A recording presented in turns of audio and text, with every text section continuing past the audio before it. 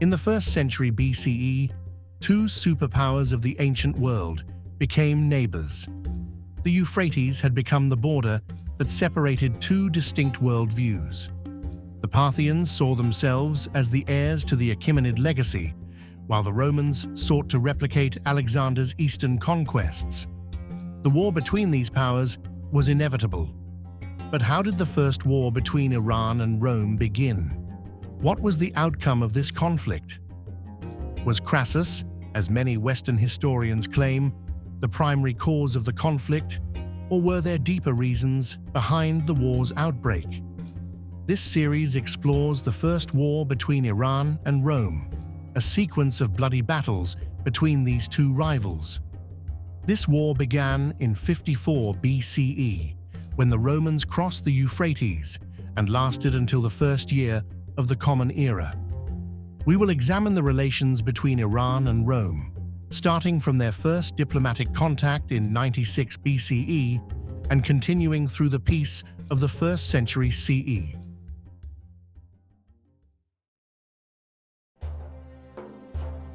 In the 3rd century BCE, a tribe from the Dahae Confederation, known as the Pani, began migrating to the Iranian plateau, settling in the regions of Parthia and Hyrcania. In 250 BCE, under the leadership of Arsaces I, the Pani rebelled against Andragoras, the governor of Parthia, who had recently declared independence from the Seleucids. The Pani succeeded in taking control of Parthia and parts of Hyrcania.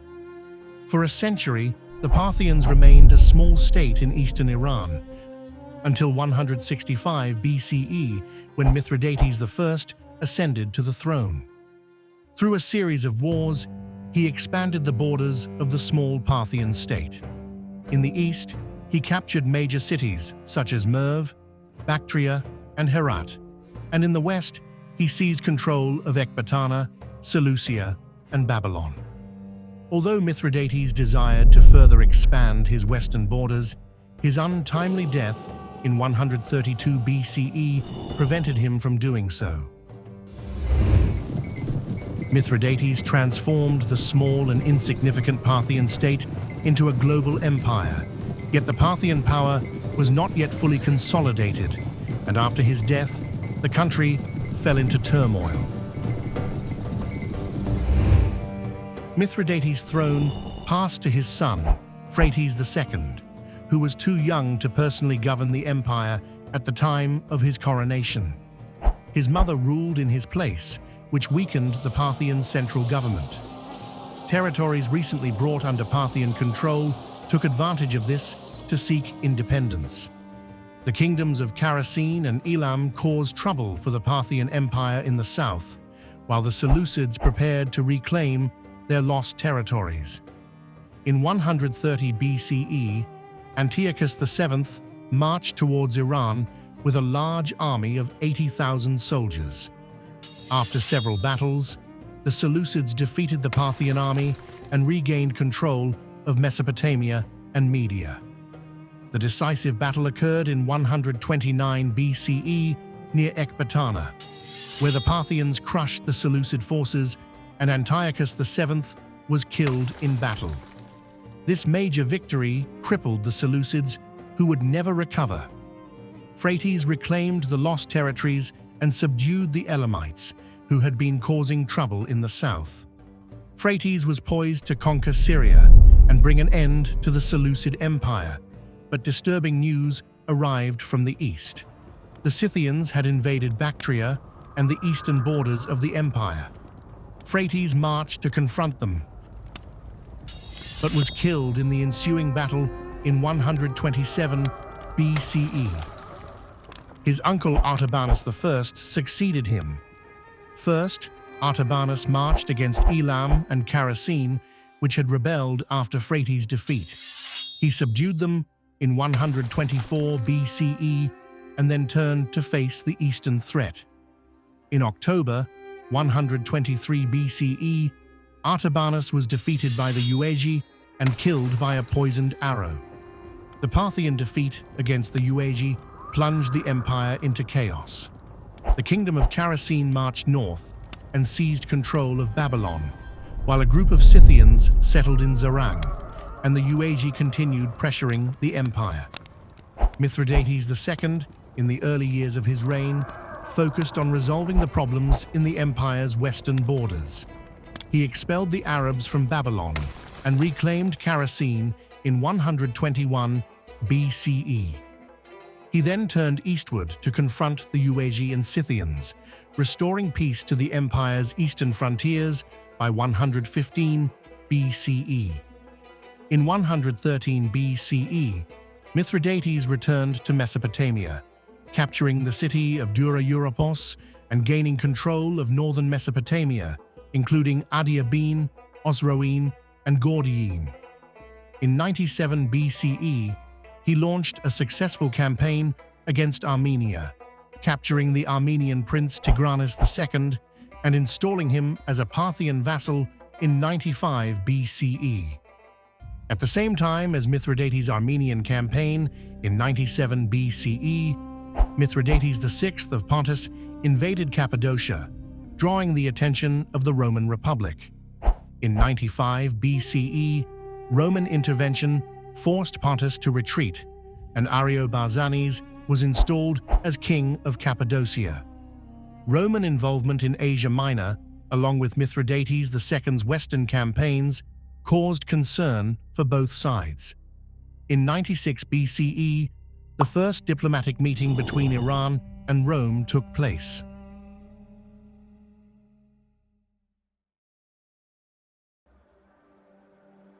In the second millennium BCE, the Latin, Sabine, and Samnite tribes migrated from northern Europe, crossing the Alps to settle in the fertile and warm lands of Italy. Their lifestyle was quite primitive. They lived in clay houses and worked as farmers and herders. In the 9th century BCE, another group, the Etruscans, arrived from Asia Minor and settled nearby. Due to their proximity to the Greeks in Asia Minor, the Etruscans were influenced by Hellenic culture and became skilled in architecture, metalwork, and pottery. In the 8th century BCE, the Greeks also arrived in Italy, establishing colonies in southern Italy and the island of Sicily. Thus, the Latins had the Etruscans to their north and the Greeks as their southern neighbors. The story of Rome's founding is shrouded in legend. It is said that Romulus, who gave his name to the city, was its first king. From the 8th to the 6th centuries BCE, Rome was a small kingdom in central Italy, gradually extending its control over nearby towns and villages. In 509 BCE, the Roman senators deposed the king and established the Roman Republic. The power of Rome grew steadily throughout Italy, and by 272 BCE, after hard-fought wars, they had gained control over the Greek city-states in southern Italy. Sicily then became a point of contention between the Roman Republic and the Carthaginian state. War soon erupted between these two Mediterranean powers, and their conflicts became known as the Punic Wars. The First Punic War lasted for 20 years, from 264 BCE to 241 BCE, with Rome ultimately seizing control of Sicily.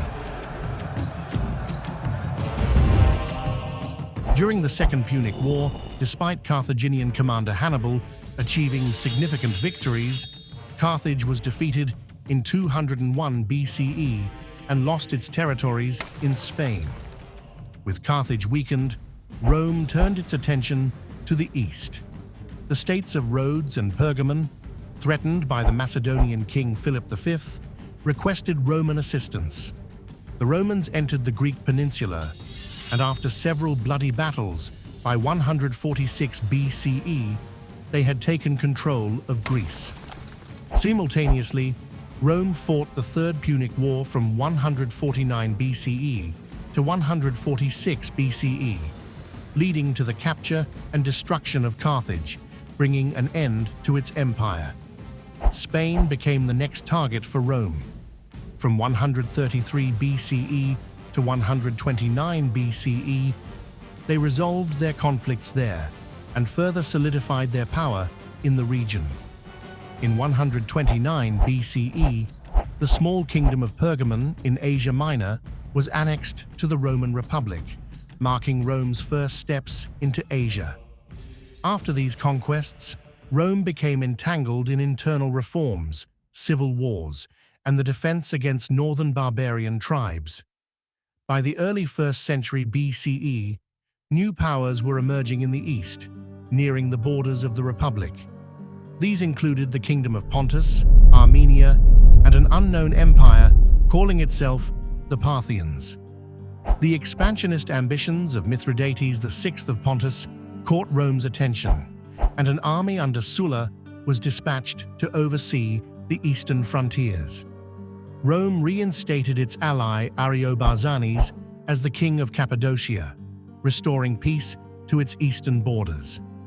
The Parthian Empire, being the largest eastern power, was of particular interest, leading the Romans to welcome an ambassador from Mithridates II, hoping to gain more knowledge about this unfamiliar empire. The Parthians closely watched Roman actions in Asia Minor, a region they considered part of their ancient heritage. The growing influence of the Romans concerned Mithridates, the Parthian ruler. On the other hand, the Romans were equally anxious about the Parthians' recent advances, especially their relationship with Armenia. In 96 BCE, Mithridates sent an ambassador to meet with the Roman general Sulla. Mithridates wanted to understand Roman intentions in the region. The two envoys met near the Euphrates River. The results of this meeting are unclear, but Roman sources claim that both powers agreed to use the Euphrates as a natural border. However, this seems unlikely since Rome was still far from the Euphrates at the time, and it is doubtful that the Parthians would have limited themselves to this boundary. According to Western historians, Mithridates was dissatisfied with the negotiations and ordered the execution of the envoy who had met Sulla, believing that the dignity of the Parthian Empire had not been maintained. Thus, the first interaction between the two powers was cold and unfriendly. In 94 BCE, Tigranes II, the king of Armenia, married the daughter of Mithridates VI, the king of Pontus. In 92, Armenia and Pontus launched military campaigns against Rome's allied states of Cappadocia and Bithynia. Around the same time, Mithridates II of Parthia passed away in 91 BCE. The Roman Senate sent an army to counter the forces of Mithridates VI and Tigranes, and the allies, not wanting to engage in a direct war with Rome, withdrew their troops from the conquered territories in 90 BCE. The death of Mithridates II left Parthia without effective leadership in dealing with Rome and Asia Minor. The Parthians were immediately plunged into a devastating internal civil war, diverting their attention from events in Asia Minor. The death of Mithridates II marked the beginning of a dark period for the Parthian Empire. In 91 BCE, Gotarzes I, the son of Mithridates, inherited his father's throne. However, his reign was severely challenged by two other claimants, Orodes I and Sinatruces. The situation worsened when Tigranes II of Armenia claimed Mithridates II's legacy and invaded Parthia in 85 BCE. Tigranes advanced as far as Ecbatana, but failed to capture the city. He also took control of northern Mesopotamia and, by 83 BCE, conquered Syria and Palestine. After these victories, Tigranes assumed the titles of the Great and King of Kings, which the Parthians found deeply offensive. The internal strife within the Parthian Empire coincided with the campaigns of Mithridates VI against Rome. Although Mithridates VI managed to expel the Romans from Asia Minor, he suffered a severe defeat at the hands of Sulla in 85 BCE. Despite this, Mithridates was able to retain his power by defeating a Roman army that had invaded his kingdom. During this time, Sinatruces, a relative of Mithridates I who had lived in Sistan for many years, rallied the Sistani army to eliminate his rivals. In 77 BCE, at the age of 80, Sinatruces became the Parthian king. His victory in the civil war brought relative peace to the empire, but his position as king was still not entirely secure. The rise of Sinatruces with the support of the Sistani forces is significant because it marks the first time the Sistanis showed their influence in the selection of a Parthian king, a pattern that would repeat throughout this century. The Sistanis would also play a significant role in the future wars between Iran and Rome. In 78 BCE, a year before Sinatruces came to power, Tigranes II invaded Cappadocia at the request of Mithridates VI and took control of the region. In 74 BCE, Mithridates VI, seeing that the Roman army was preoccupied in Spain, renewed his conflict with Rome. The Romans responded immediately, sending an army under the command of Lucullus to the east. In 73 BCE, Mithridates' army was defeated by the Romans, forcing him to flee to Armenia. Tigranes refused to hand over his father-in-law, Mithridates VI, which led Lucullus to invade Armenia in 71 BCE. The Armenians sent an envoy to Sinatruces, asking for Parthian assistance, but no help was forthcoming. Various reasons have been suggested as to why the Parthians did not aid Armenia. Perhaps the most significant reason was that Sinatruces was not confident enough in his domestic situation to engage in a war with Rome. Additionally, Tigranes' assumption of the title King of Kings, a title the Parthians considered exclusive to themselves, could have been another reason. Tigranes had also attacked Media and recaptured the 70 valleys that had been ceded to Parthia during the reign of Mithridates II. In the Battle of 71 BCE between the forces of the Roman Republic and Armenia, Tigranes' army suffered a crushing defeat, and his fortress city of Tigranokerta was set on fire. Tigranes sent Mithridates VI back to Pontus, where he successfully defeated a Roman force of 10,000 men left behind by Lucullus.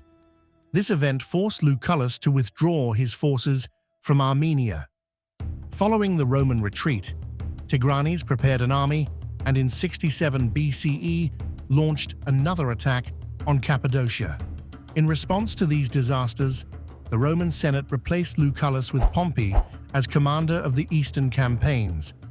During these events in 70 BCE, Sinatruces passed away, and his son ascended the throne as Phraates III. The Parthian forces held the power to influence the outcome of the war, which is why Pompey sought an alliance with Phraates.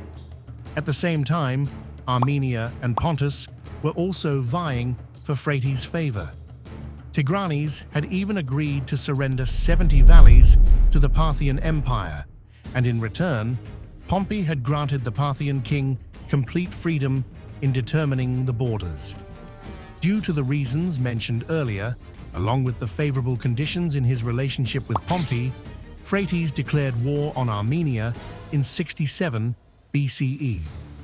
The Parthian forces left their capital to march towards Artaxata, the Armenian capital.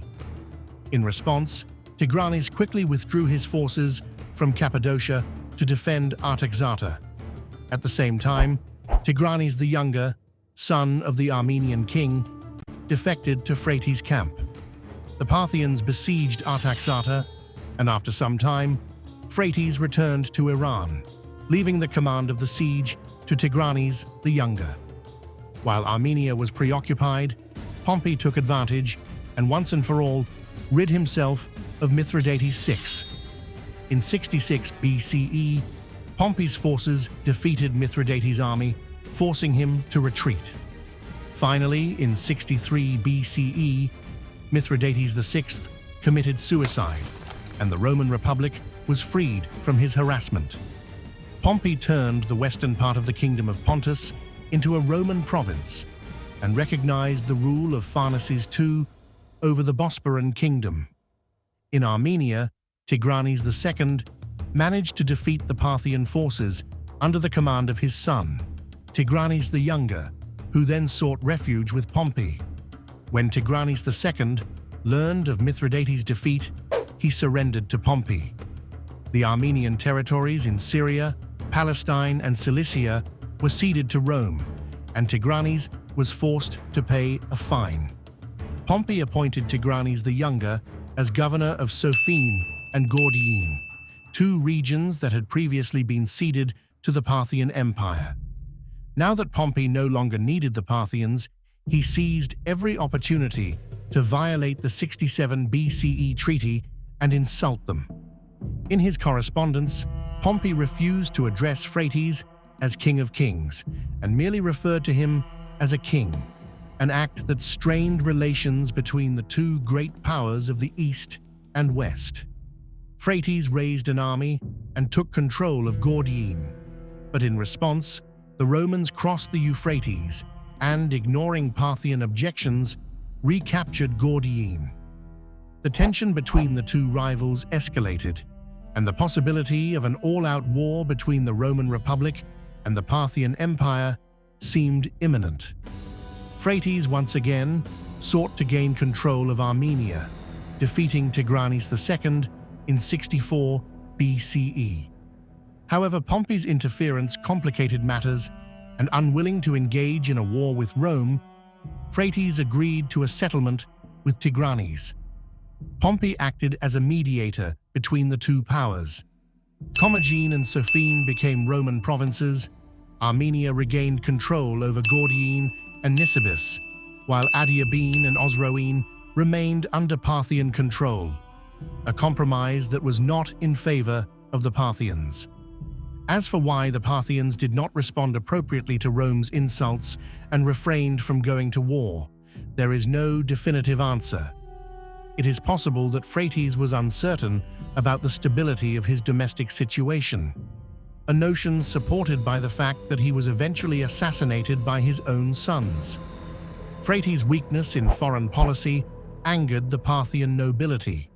In 57 BCE, he was killed by his sons, Mithridates and Orodes. The Parthian Empire descended into another civil war.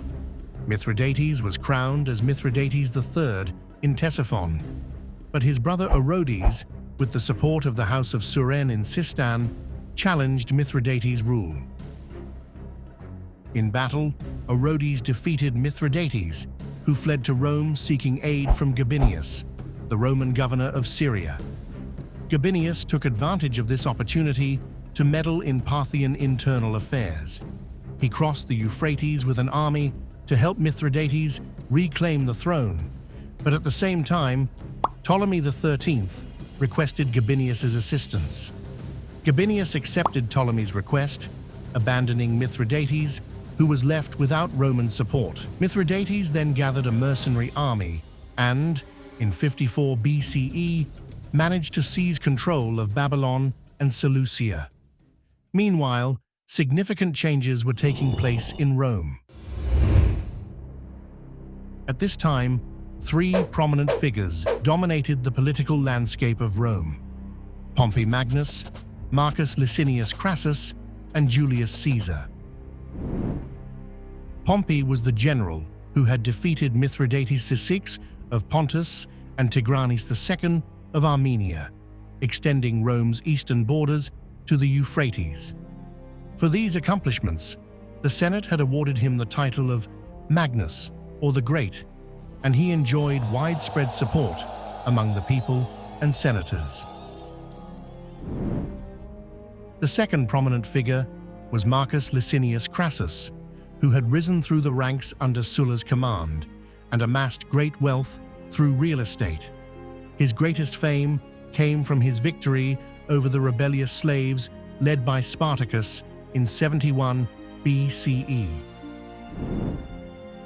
The third figure was Julius Caesar. By 60 BCE, Caesar had not yet matched the wealth and power of his two rivals, but through strategic political maneuvering, he managed to secure the support of both Pompey and Crassus, thus bolstering his own power and fortune. In 60 BCE, an unofficial agreement known as the First Triumvirate was formed between these three influential men. According to the laws of the Roman Republic, no individual could become more powerful than the rest, and there were measures in place to balance the power of all politicians and commanders. These three men, through their pact, agreed to use their influence in various offices to assist one another. This alliance allowed Caesar to secure his position as consul and gain the proconsulship of Gaul. In 57 BCE, at Caesar's invitation, a meeting took place between Pompey, Crassus, and Caesar, resulting in the Senate passing a law that officially divided the Roman Republic between the three men. Caesar's command in Gaul was extended for another 5 years. Pompey became the governor of 2 provinces in Spain, and Crassus, eager to prove himself, sought to resolve the border disputes with the Parthian Empire. Despite the Senate's opposition, Pompey supported Crassus. Crassus was granted the power to command 7 legions without Senate approval, and he had the authority to declare war or make peace without needing the Senate's consent. In 55 BCE, Crassus took up his post as governor of the eastern provinces of the Roman Republic, establishing his base in Antioch. In 54 BCE, he took advantage of the Parthian Civil War and crossed the Euphrates with his army,